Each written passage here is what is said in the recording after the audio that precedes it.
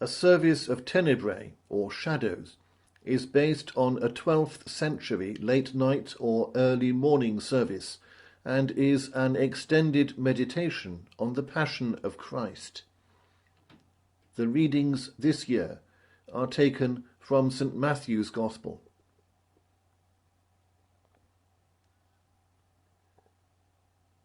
God is light, in whom there is no darkness at all. Jesus Christ is the light of the world. And this is the judgment, that the light has come into the world. And we love darkness rather than light. God, our Father, your Son, Jesus Christ, was obedient to the end, and drank the cup prepared for him. May we who share his table watch with him through the night of suffering and be faithful. Amen.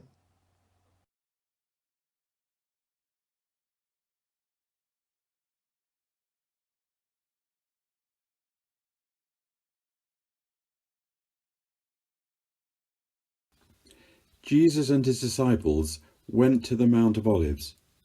Jesus said to them, "You will all become deserters because of me this night, for it is written, 'I will strike the shepherd, and the sheep of the flock will be scattered.' But after I am raised up, I will go ahead of you to Galilee."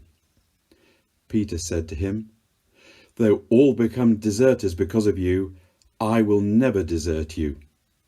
Jesus said to him, "Truly, I tell you, this very night before the cock crows, you will deny me 3 times. Peter said to him, "Even though I must die with you, I will not deny you." And so said all the disciples.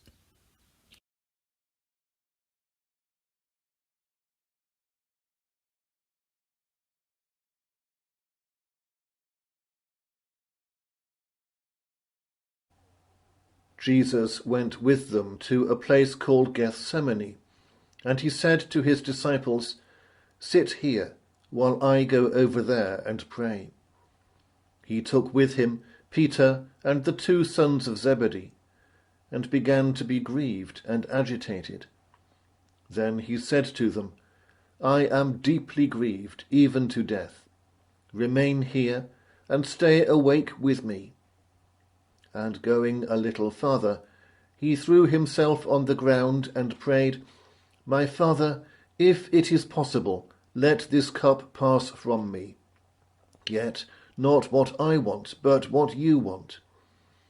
Then he came to the disciples and found them sleeping. And he said to Peter, "So, could you not stay awake with me 1 hour? Stay awake and pray that you may not come into the time of trial. The spirit indeed is willing, but the flesh is weak." Again he went away for the 2nd time and prayed, "My Father, if this cannot pass unless I drink it, your will be done."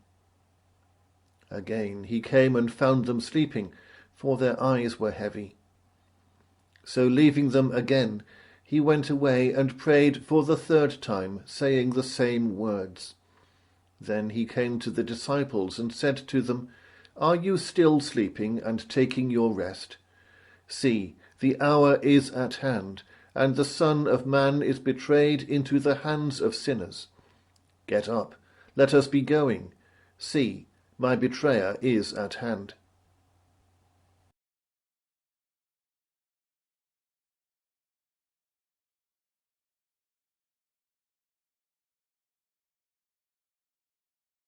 While Jesus was still speaking, Judas, one of the 12, arrived.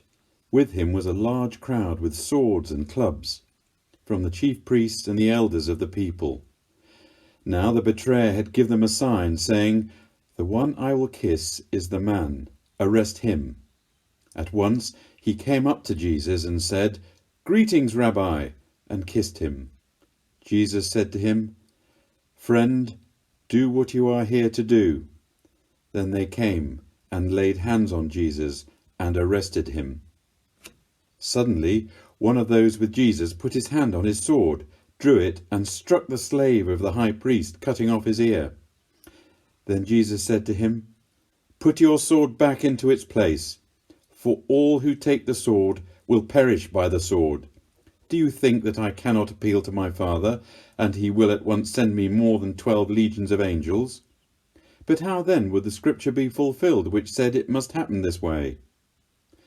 At that hour Jesus said to the crowds, "Have you come out with swords and clubs to arrest me as though I were a bandit?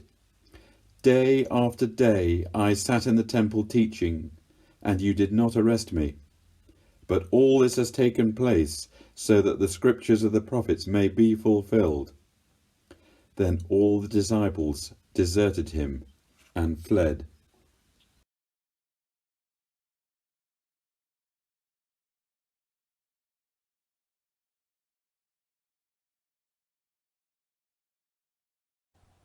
Those who had arrested Jesus took him to Caiaphas, the high priest, in whose house the scribes and the elders had gathered.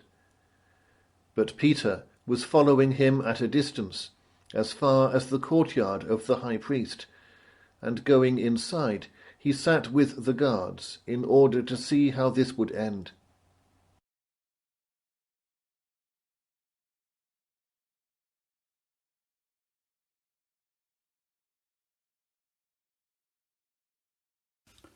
Now the chief priests and the whole council were looking for false testimony against Jesus, so that they might put him to death.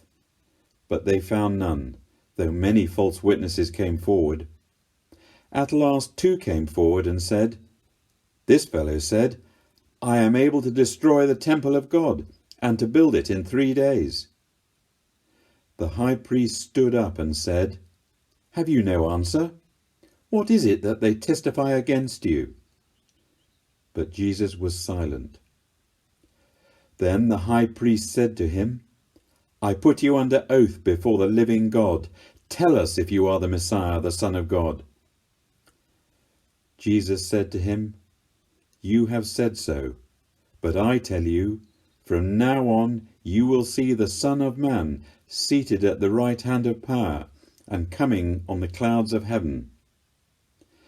Then the high priest tore his clothes and said, "He has blasphemed. Why do we still need witnesses? You have now heard his blasphemy. What is your verdict?" They answered, "He deserves death."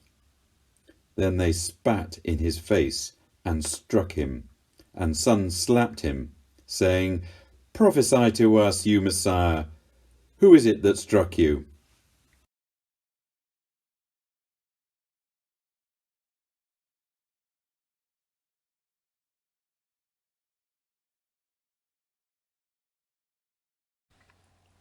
Now Peter was sitting outside in the courtyard. A servant girl came to him and said, "You also were with Jesus the Galilean." But he denied it before all of them, saying, "I do not know what you are talking about." When he went out to the porch, another servant girl saw him, and she said to the bystanders, "This man was with Jesus of Nazareth." Again he denied it with an oath, "I do not know the man." After a little while, the bystanders came up and said to Peter, "Certainly you are also one of them, for your accent betrays you." Then he began to curse, and he swore an oath, "I do not know the man." At that moment the cock crowed. Then Peter remembered what Jesus had said, "Before the cock crows, you will deny me 3 times." And he went out and wept bitterly.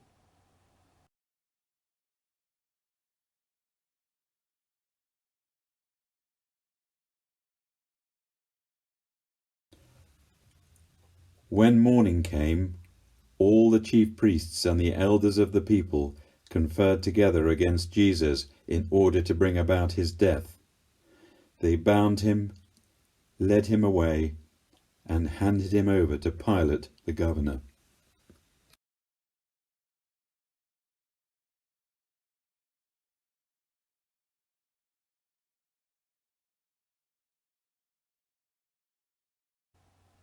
When Judas, his betrayer, saw that Jesus was condemned, he repented and brought back the 30 pieces of silver to the chief priests and the elders. He said, "I have sinned by betraying innocent blood."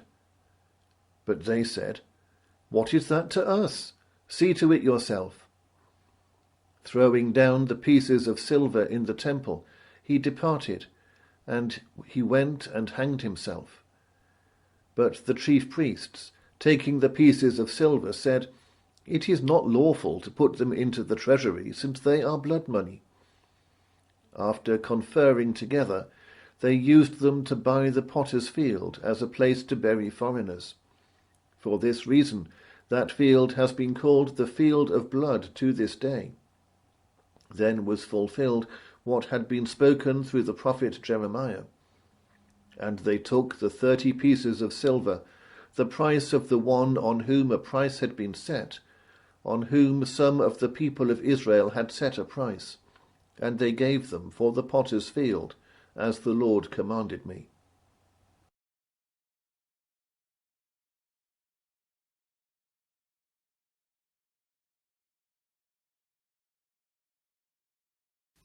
Now Jesus stood before the governor, and the governor asked him, "Are you the king of the Jews?" Jesus said, "You say so." But when he was accused by the chief priests and elders, he did not answer. Then Pilate said to him, "Do you not hear how many accusations they make against you?" But he gave no answer, and not even to a single charge, so that the governor was greatly amazed.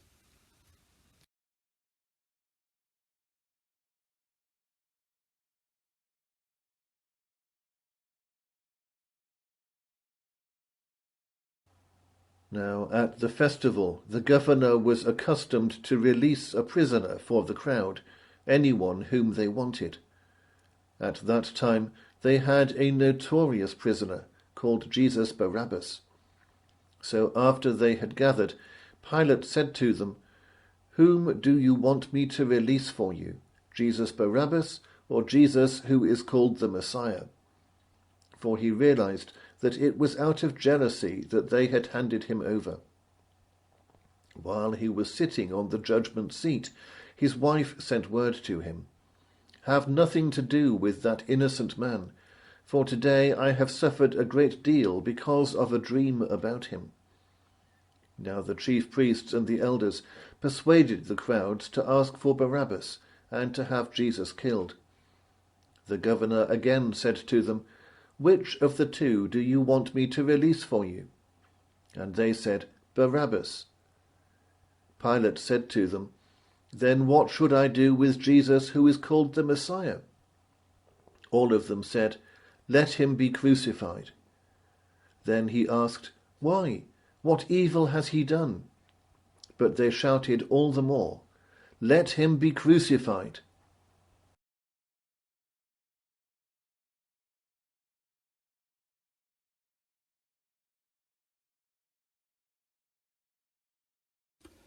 So, when Pilate saw that he could do nothing, but rather that a riot was beginning, he took some water and washed his hands before the crowd, saying, "I am innocent of this man's blood. See to it yourselves." Then the people as a whole answered, "His blood be on us and on our children." So he released Barabbas for them, and after flogging Jesus, he handed him over to be crucified.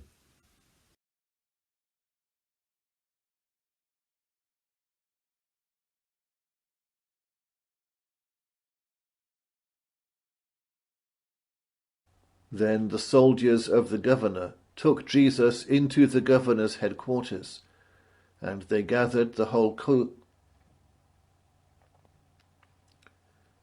Then the soldiers of the governor took Jesus into the governor's headquarters, and they gathered the whole cohort around him.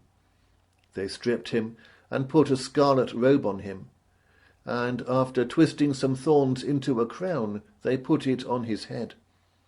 They put a reed in his right hand and knelt before him and mocked him, saying, "Hail, King of the Jews!"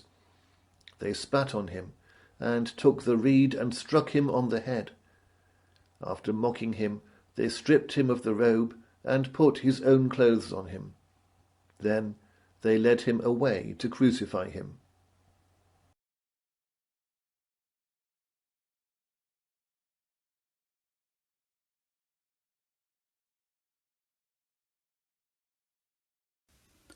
As they went out, they came upon a man from Cyrene named Simon.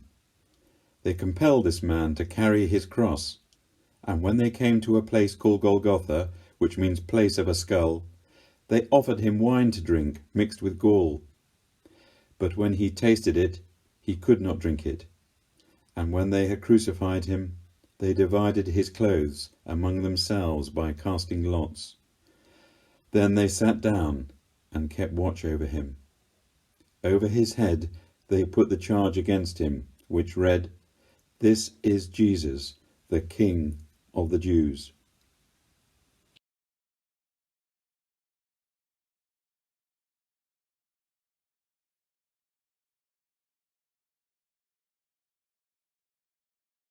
Two bandits were crucified with him, one on his right and one on his left. Those who passed by derided him, shaking their heads and saying, "You who would destroy the temple and build it in 3 days, save yourself. If you are the Son of God, come down from the cross." In the same way, the chief priests also, along with the scribes and elders, were mocking him, saying, "He saved others. He cannot save himself.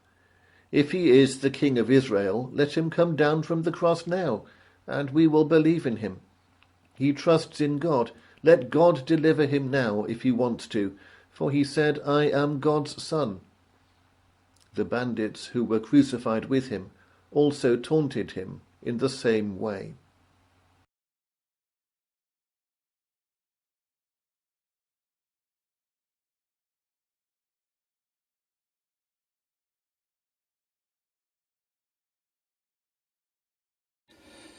From noon on, darkness came over the whole land until 3 in the afternoon. And about 3 o'clock, Jesus cried with a loud voice, "Eli, Eli, lema sabachthani?" That is, my God, why have you forsaken me?"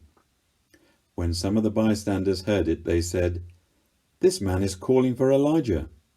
At once, one of them ran and got a sponge, filled it with sour wine, put it on a stick, and gave it to him to drink.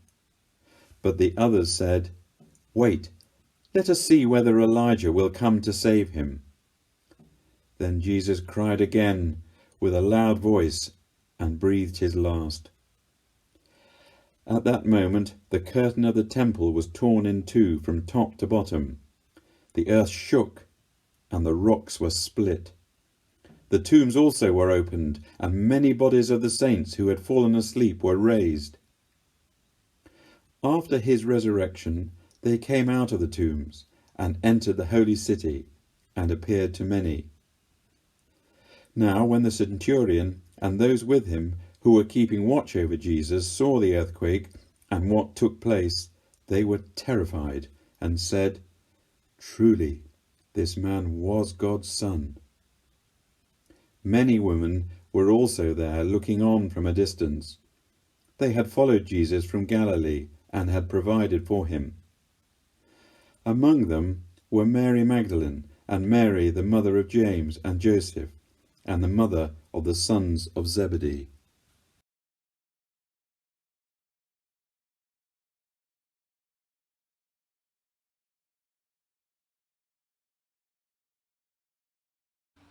When it was evening, there came a rich man from Arimathea, named Joseph, who was also a disciple of Jesus. He went to Pilate and asked for the body of Jesus. Then Pilate ordered it to be given to him. So Joseph took the body and wrapped it in a clean linen cloth, and laid it in his own new tomb, which he had hewn in the rock. Then he rolled a great stone to the door of the tomb and went away. Mary Magdalene and the other Mary were there, sitting opposite the tomb.